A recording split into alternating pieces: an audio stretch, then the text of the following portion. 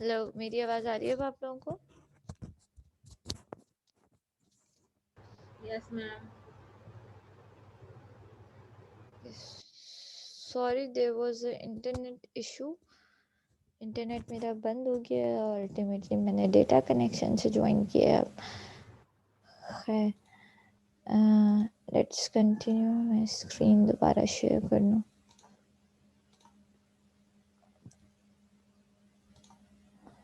Okay, अच्छा जी। हम बात कर रहे थे, हाँ, हम बात कर रहे थे कि भई यहाँ पे जो है वो आपके पास एयर फ्रिक्शन होती है, जिसकी वज़ह से निडल में जो है वो ऑसिलेशन आ सकती है, ठीक है? तो इस एयर फ्रिक्शन को रिड्यूस करने के लिए यहाँ पे एक एल्युमिनियम वेन्स लगाए जाते हैं, ठीक है? लाइट वेट वेन्स होते हैं जो बेसिकली इस एयर फ्रिक्शन को बैलेंस कर रहे होते हैं, ठीक है? वेन्स क्या होते हैं बेसिकली, ये एक तरह के समझो ये हमारे विंड्स वगैरह में भी लगे होते हैं, ठीक है? ये क्या होता है बेसिकली, जो निडल होते हैं, ठीक है? उसको उसके ऊपर एक, मतलब आपके जो कॉइल होता है उसके ऊपर एक वेट लगाया जाता है, जो कि अगर कोई चीज़ देखो बिल्कुल लाइट वेटेड होगी, ठीक है? तो एयर की वज़ह से उसमें मूवमेंट ज़्यादा, एयर फ्रिक्शन की वज़ह से ज़्यादा मूवमेंट पॉसिबल है, ठीक है? जैसे कि हम एग्ज़ाम्पल अगर लेते हैं, अगर मेरे पास कोई थिन चीज़ होती है, जैसे कोई पेपर होता है, ठीक है? या कोई थिन चीज़ होती है, ठीक है? जब एयर उस पे स्ट्राइक करती है तो वो ज़्यादा जो है वो, अगर पेपर को हवा में छोड़ा जाए या टिश्यू पेपर को जो है वो आप हवा में रखो, तो क्या करेगा, टिश्यू पेपर ज़्यादा रैपिडली मूव करेगा, तेज़ी से मूव करेगा, ठीक है? यही अगर आप उसके साथ कोई वेट अटैच कर दो, ठीक है? या आप कोई थिक चीज़ ले लो, लाइक आप कोई कार्डबोर्ड ले लो, ठीक है? या आप कोई वुड बोर्ड ले लो, ठीक है? क्योंकि वो वेटेड होता है, तो उसपे एयर की फ्रिक्शन जो है वो ज़्यादा असर नहीं करती। अगर आप एक कार्डबोर्ड को हवा में रखोगे तो कम as compare to tissue paper, वो उस इतना मूव नहीं करेगा, एयर की वज़ह से उसमें इतनी मूवमेंट नहीं आएँगी, इतनी ऑसिलेशंस नहीं आएँगी, ठीक है? तो इसी तरीके से यहाँ पे एल्युमिनियम वेन्स लगाए जाते हैं टू बैलेंस द निडल, ठीक है? ताकि निडल में एयर फ्रिक्शन की वजह से आपके पास क्या ना आए, एयर फ्रिक्शन की वजह से आपके पास ऑसिलेशंस ना आए, ठीक है? Thing is that the magnetic field produced by a fixed coil are very weak because of the air cooled coil. Therefore, duration is सही है, ठीक है। इसको बैलेंस करने की वजह क्या है, इसको बैलेंस करना क्यों ज़रूरी है? इसको बैलेंस करने की वजह ये है कि आपके पास जो magnetic field basically moving coil से और फिक्स्ड कॉइल से प्रोड्यूस हो रही होती है, ठीक है? जो बेसिकली आपके पास फिक्स्ड कॉइल से मैग्नेटिक फील्ड प्रोड्यूस हो रही है, जो जिसकी वजह से मूविंग कॉइल मूव कर रहा है, मूवेबल कॉइल मूव कर रहा है, ठीक है? वो मैग्नेटिक फील्ड बहुत ज़्यादा वीक होती है, ठीक है?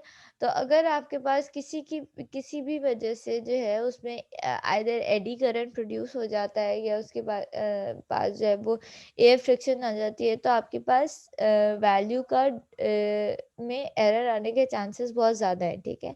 एक ऑलरेडी बहुत छोटी सी वैल्यू है, ठीक है? अगर आप उसके साथ एरर ऐड हो जाएगा, ठीक है? एक अगर हमारे पास एक large value of magnetic field होती, ठीक है? और हमारे पास ज़्यादा मैग्नेटिक फील्ड प्रोड्यूस हो रही होती है और उसके साथ थोड़ा-सा एरर आ जाता, थोड़ी-सी डिफ्लेक्शन आ जाती, ठीक है? तो हमारे पास रिज़ल्ट में इतनी इनएक्यूरेसी नहीं आती है, ठीक है? लेकिन वो नेग्लिजिबल होती है, अगर आपके पास वैल्यू हाई हो और एरर की वैल्यू ने बहुत छोटी-सी हो तो वो नेग्लिजिबल होती है, ठीक है? लेकिन ऑलरेडी हमारे पास, क्योंकि इस मेथड से जो फिक्स कॉइल से मैग्नेटिक फील्ड जनरेट हो रही है उसका मैग्नीट्यूड ऑलरेडी बहुत कम होता है, ठीक है?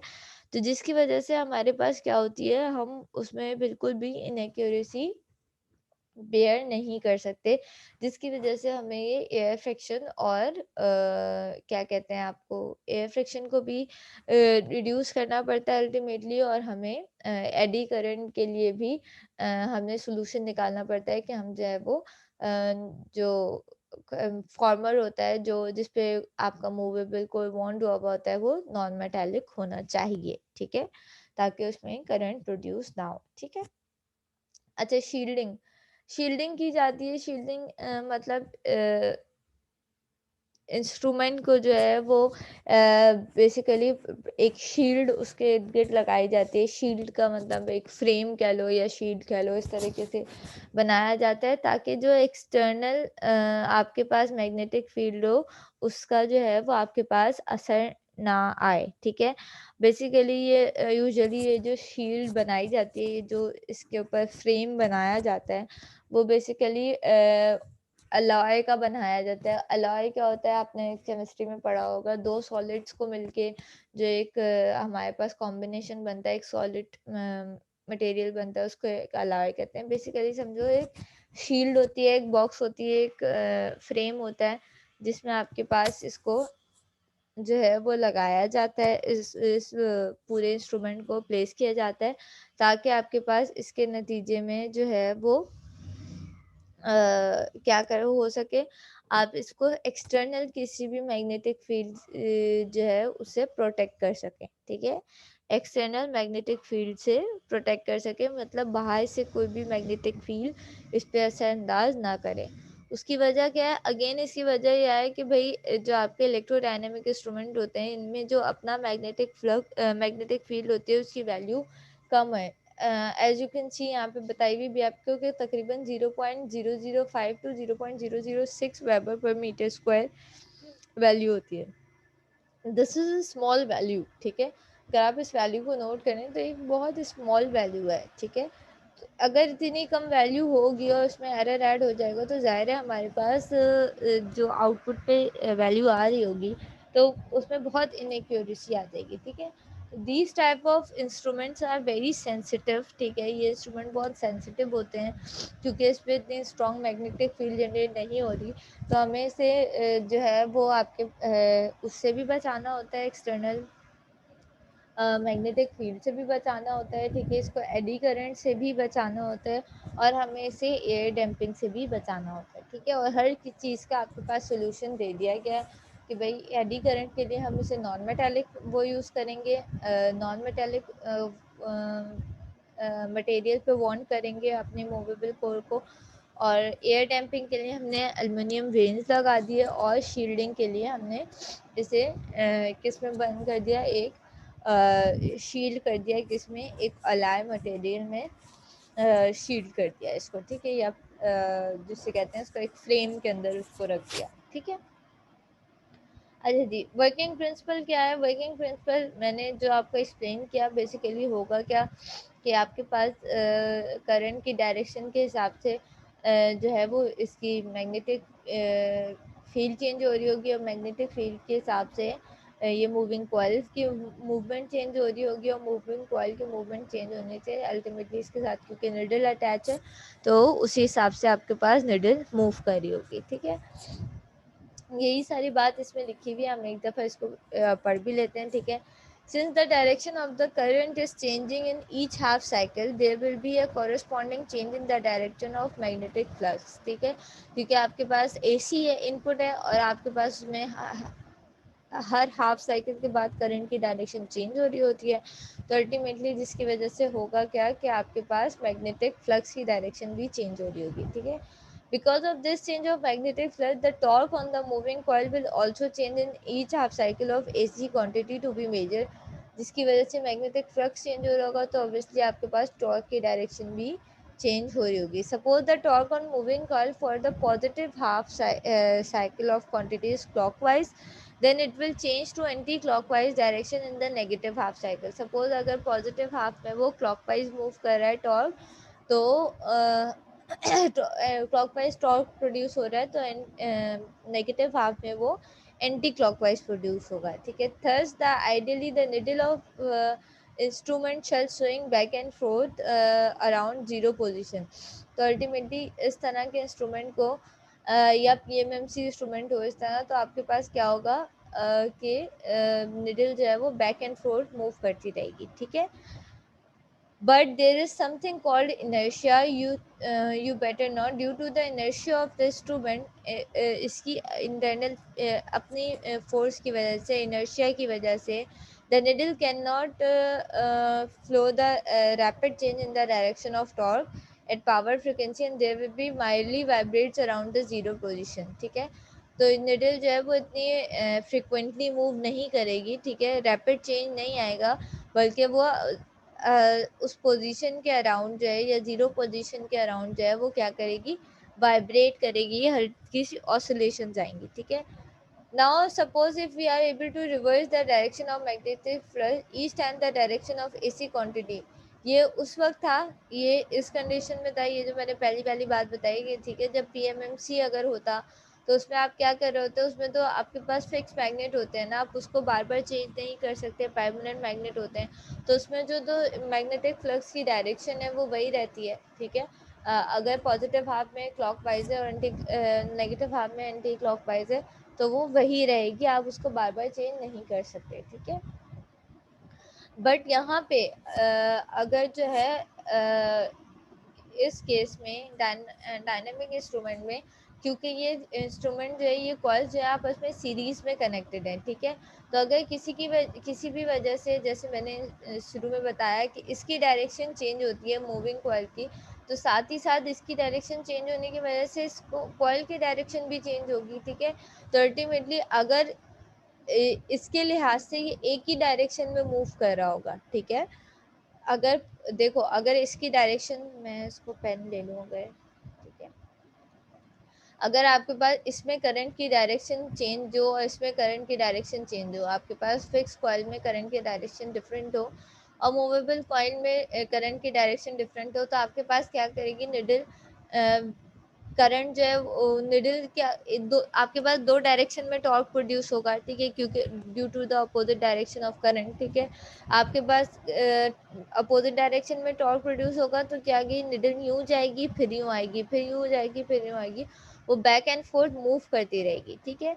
लेकिन अगर किसी भी तरीके से मैं ये कर लूँ कि भाई जब भी मेरे पास इसकी डायरेक्शन चेंज हो, तो इसकी भी डायरेक्शन वही चेंज हो, इसकी भी डायरेक्शन मतलब जो फिक्स कॉइल की डायरेक्शन हो वही है मेरे पास मूवेबल कॉइल की डायरेक्शन हो, अगर इन सब की डायरेक्शन सेम होगी तो आपके पास टॉर्क की डायरेक्शन भी सेम होगी, अगर इस सब में करंट की डायरेक्शन सेम होगी तो आपके पास टॉर्क की भी डायरेक्शन सेम होगी, और टॉर्क की डायरेक्शन सेम होगी तो आपके पास निडल एक ही डायरेक्शन में मूव करेगी, आइदर या तो क्लॉकवाइज या तो एंटी क्लॉकवाइज, ठीक है।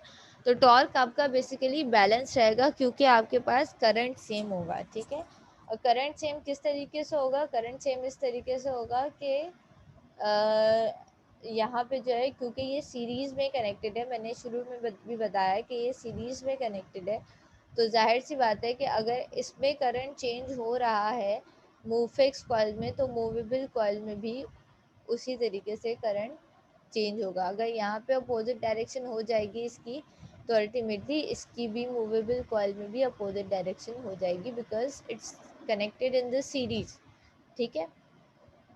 इसके एग्जाम्पल बिल्कुल इस तरीके से है कि आपके पास ये 3 रजिस्टर लगे हुए हैं, ठीक है। 3 रजिस्टर मैंने एक सोर्स के साथ लगाए हुए हैं, अगर इन तीनों में डायरेक्शन सेम है, ठीक है, तो तीनों में करंट की डायरेक्शन ये, तो तीनों में सेम डायरेक्शन आ रहा होगा, ठीक है। अगर मैं जो हूँ वो करंट की डायरेक्शन अपोजिट कर दूँ, ठीक है, किसी भी वजह से करंट की डायरेक्शन अपोजिट आ जाए, तो इसकी डायरेक्शन भी अपोजिट हो जाएगी, इसकी डायरेक्शन भी अपोजिट हो जाएगी, इसकी डायरेक्शन भी अपोजिट हो जाएगी, क्योंकि ये सीरीज में, ठीक है। तो सेम केस फॉर दिस, आपके पास यहाँ भी इसी तरीके से इसी प्रिंसिपल पे ये काम कर रहा है, ठीक है।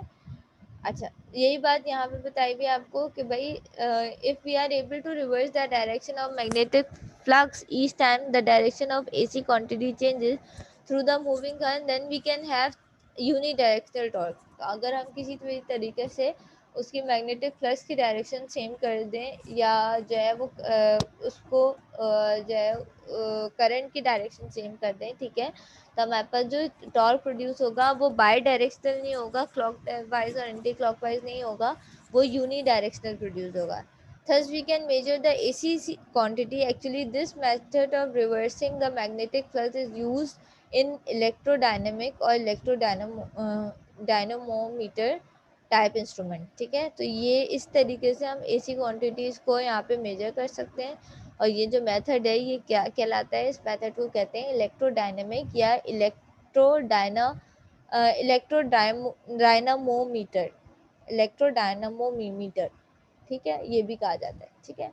If you carefully observe the figure above, you will notice that the fixed coil as well as moving coil is in series. Therefore, the direction of the current in the moving coil is same as that of the direction in the fixed coil. Okay, this means that as the direction of magnetic field changes, जैसे ही magnetic field की direction change होगी, the direction of current in moving coil also changes. Moving coil की direction भी change होगी. Thus, the torque on the moving coil will not change, rather it will be unidirectional. हमारा जो torque है वो बार बार change नहीं होगा, बल्कि ये यूनिडायरेक्शनल ही रहेगा. ठीक है, कहानी समझ में आई किस प्रिंसिपल पे ये काम कर रहा है? कोई सवाल है किसी को?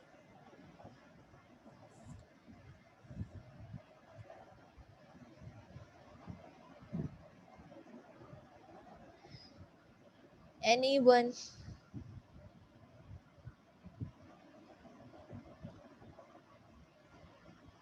जी बेटा, पेपर्स ऑनलाइन होंगे.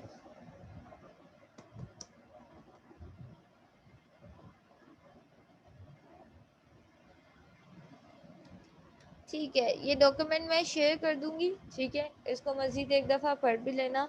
बुक में भी ये टॉपिक मौजूद है, पेज नंबर 72 पे. ठीक है, बुक में फिगर्स इतनी क्लियर नहीं थी और इतने एक्सप्लेनेशन इतने मज़े की नहीं लिखी हुई थी, इसलिए मैंने बुक से नहीं पढ़ाया. बात यही है, फिनोमेना सेम है. चाहो तो इसको बुक से भी एक दफ़ा रीड कर देना, पेज नंबर 72 पे ये मौजूद है. ठीक है, बाकी इंशाल्लाह कल की क्लास में आगे के टॉपिक्स डिस्कस करते हैं. ठीक है बेटा, यूनी बंद है मेरा ख्याल से. अब वहाँ पे कोई लैब्स वगैरह कुछ भी नहीं होंगी. यूनी में आपको कोई भी नहीं मैम, मिलेगा. एक्सक्यूज मी जी मैम. जी जी बोले. मैम, जी जी बोलिए सिद्रा, बोलिए.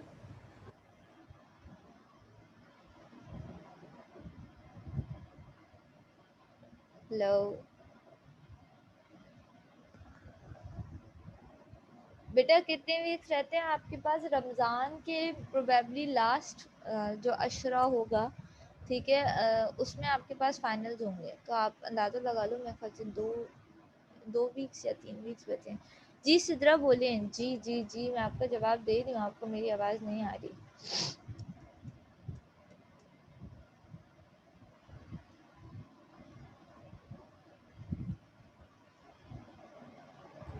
मेल पे एक्सेप्ट करने असाइनमेंट मेरा एलएमएस लॉक है. ठीक है, सही है, आपने मुझे मेल कर दी है. तो मैम आज करेंगे, हम आपसे पूछना था इसलिए. आप कल से इस्तिखारा देख रही थी मुझसे पूछने के लिए, आप मुझे मैसेज करके नहीं पूछ सकती थी? मैम उस दिन मैम उस दिन आपने कहा था क्विज जो है ना एलएमएस पे ही एक्सेप्ट होगा, मेल पे नहीं, इसलिए. तो मैंने कहा था क्विज के लिए, लेकिन असाइनमेंट तो असाइनमेंट होता है. आप मुझसे मैसेज पे पूछ लेती. आप कल से अब तक इंतज़ार क्यों कर रही थी इस बात का? क्या सुन रही हो, क्या चाह रही हो? चलें, अच्छा,